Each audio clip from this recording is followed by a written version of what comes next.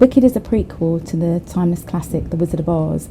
Were you a fan of the original book or film before you signed up to Wicked? Yeah, of course I'd seen it, but I think I'd seen the Wicked the musical more times than I'd seen the actual Wizard of Oz film. I had to go back when I got the part and sort of do my research, go and watch the Wizard of Oz. And it's amazing how the two stories, you know, they so seamlessly tie up together. The writers of Wicked have really done a lot of work trying to, you know, make the story really believable, match up with the characters from the original books. Wicked is now in its 7th year, which is amazing. What do you think it is about the show that makes it so popular with audiences? Well, I think the whole thing, every part of it works so well together. So the fact that the audience know the characters already means that they've already got a kind of perception of the story, and they like all the in-jokes and the way that it's worked out. But also when you come together with the amazing music, that a lot of people have now heard of different famous songs like Defying Gravity and Popular, so they come already knowing the music, and then to see it on stage and the spectacle of it with all the lights and the costumes. I mean, so much money is spent on the costumes. It just all looks so like a magic spectacle, I think.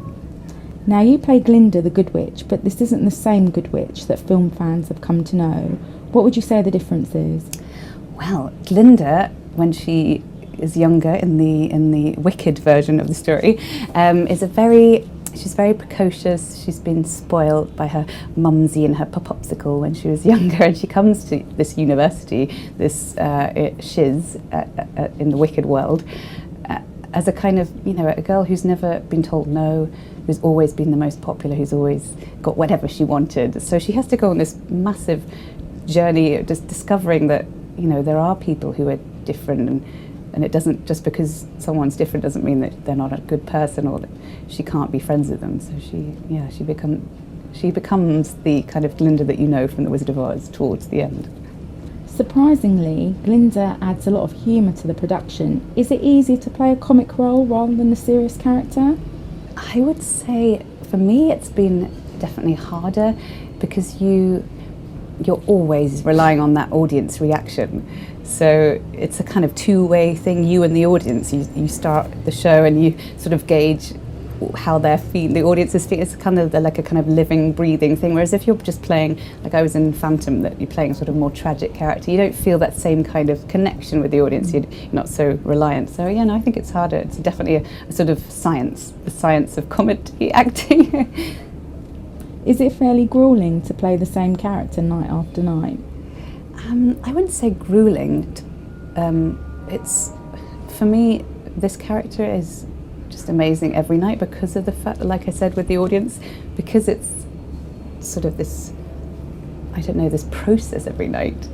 It's way more interesting for me, and it doesn't become like a kind of chore having to do the same role over and over again. It becomes something interesting every night. What's the audience going to be like? How are they going to react to that? It sort of becomes exciting. What's your favourite part of the show, either to perform or to watch?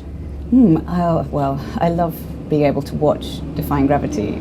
I have a great viewpoint right at the side of the stage, watching Elphaba sing that amazing song. And towards the end, I'm actually sort of tucked backstage, listening to that amazing No Good Deed song in the second half.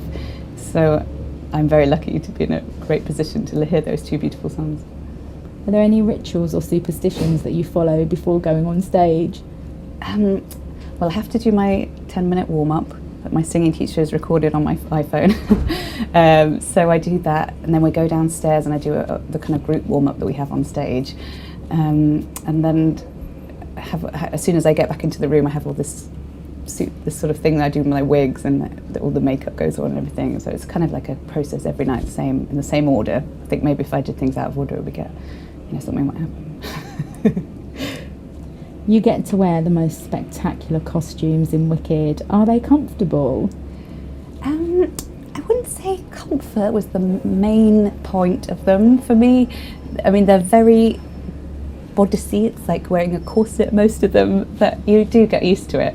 And sort of the more you run around with it, the more you sort of forget that you're wearing them. As soon as sometimes when you've had a big dinner, sometimes they can be a little tight afterwards.